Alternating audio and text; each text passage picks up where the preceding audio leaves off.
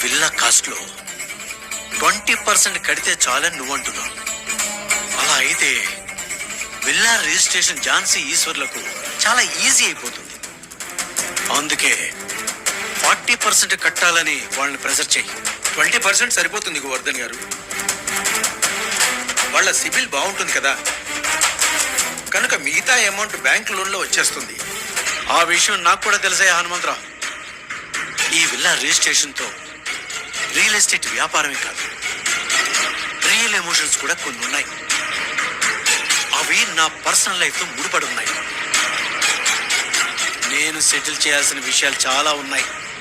కనుక 40% కట్టాల్సిందేనని వాళ్ళ మీద ఒత్తిడి తీసుకురా.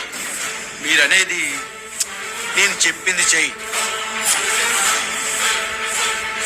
40% కడితేనే బ్యాంకు లోన్ వస్తుందని వాళ్ళతో చెప్పి భయపెట్టు. వాళ్ళు అస్సలు వెనకడుగు వేయకూడదు. ఝాన్సీ ఏం చేయాలో నేను చెప్తాను,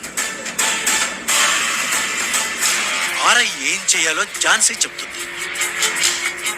2 రోజులకు ఒకసారి అమౌంట్ కట్టాలి మేడం, లేదంటే విల్లా వేరే వాళ్ళకి అలర్ట్ చేస్తానని బెదిరించినట్లు హెచ్చరిస్తూ ఉండు. విల్లా ఎట్టి పరిస్థితుల్లోనూ మిస్ అవ్వకూడదని ఝాన్సీకి బలంగా అనిపించాలి. అలాగే సార్, మీరు చెప్పినట్టే కాల్ చేసి చెప్తాను. చెప్పాలి, వెంట పడాలి, లేదంటే ఆ ఆర్ఐ మాట వినడు. ఆ ఈశ్వర్ వల్ల మనకు ఒక గొప్ప డీల్ కలిసి రావాలి.